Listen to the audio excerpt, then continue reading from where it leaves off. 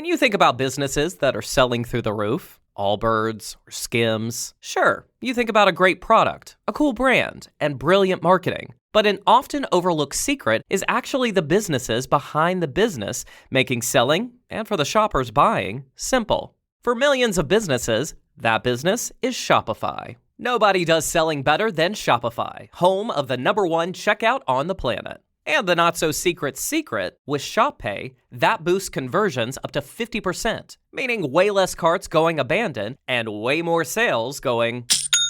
So if you're into growing your business, your commerce platform better be ready to sell wherever your customers are scrolling or strolling on the web, in your store, in their feed, and everywhere in between. Businesses that sell more sell on Shopify.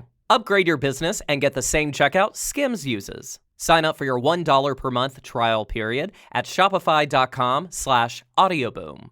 All lowercase. Go to shopify.com/audioboom to upgrade your selling today. Shopify.com/audioboom. This is LBC News.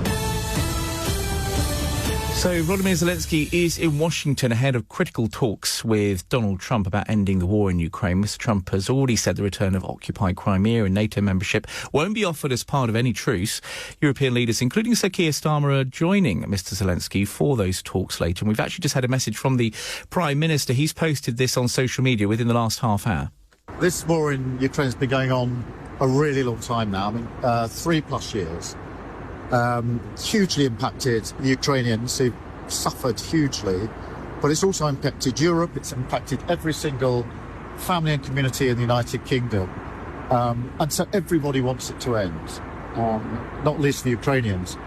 But we've got to get this right. We've got to make sure there is peace, that it is lasting peace, and that it is fair and that it is just. And that's why I'm travelling to Washington with other European leaders to discuss this face-to-face with President Trump and President Zelensky, because it's in everyone's interests, it's in the UK's interests that we get this right. Well, President Zelensky has accused Vladimir Putin of humiliating diplomatic efforts ahead of his meeting with Donald Trump. 10 people have been killed in Ukraine by Russian strikes in Kharkiv and Zaporizhia. Well, let's go live to Washington, D.C. and join our correspondent there, Simon Marks, for more on this. Simon, we're counting down now. What's play-by-play look like?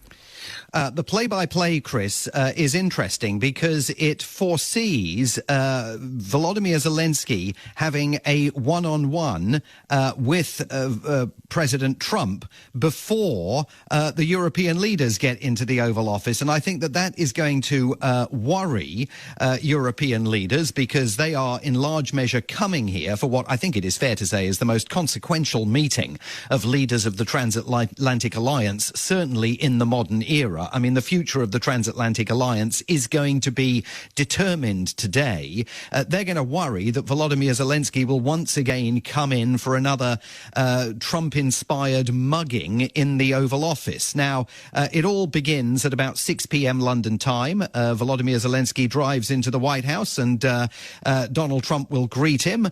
Then 10 minutes later, there will be the Oval Office meeting between Donald Trump and President Zelensky. The press will be there for the beginning of it. And once again, we will have to wait and see the extent to which Donald Trump decides to turn it into the Trump TV show, or whether he is going to restrict himself to a few brief opening remarks and then actually get on with the hard work behind closed doors of having a serious-minded conversation with the Ukrainian leader. At about 7:30 in the evening London time, European leaders and Donald Trump will pose for a family photo. It feels like a pretty dysfunctional family at the moment, but we'll see what that looks like when they do it at 7:30 London time. And then at 8 o'clock, Trump, Zelensky and European leaders will meet in the East Room of the White House. That's 3 o'clock in the afternoon here. There are rumours of press conferences, but absolutely nothing set in stone, certainly nothing on the president's daily calendar as distributed by the White House to suggest that he is going to brief the media today. And look, massive questions hang over all of these meetings that we're going to be witnessing in the next few hours. European leaders on Friday had no idea they were going to be here on Monday. And then, of course, the summit with Vladimir Putin in Alaska basically collapsed. But over the weekend, Donald Trump gave everything a bit of a rethink and continues, even last night on his social media account, to parrot Vladimir Putin's positions. He wrote on social media last night, President Zelensky can end the war with Russia immediately if he wants to, or he can continue to fight.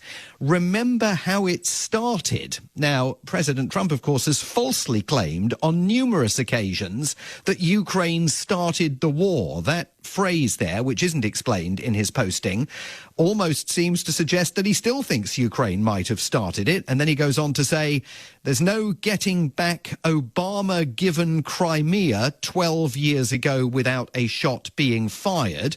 Just to be clear, Barack Obama never gave away the Crimea. Indeed, his government and successive US governments have refused to recognize the Crimea as sovereign Russian territory after Russia, of course, annexed the Crimea from Ukraine during the Obama administration. You can certainly fault Barack Obama for his response to that and argue that he should have taken a tougher line, but it is completely false to describe Crimea as Obama given. And then Donald Trump says, all in capital letters, so he must really mean it, no going into NATO by Ukraine. Now, you know, for an American president who they claim is an honest broker in these talks, to be putting all that out on social media hours before Volodymyr Zelensky and European leaders were all about to descend into Washington's airspace, I mean, is the clearest indication that we've had, based on numerous other indications over the weekend, that President Trump has decided himself absolutely to adhere himself with superglue to Vladimir Putin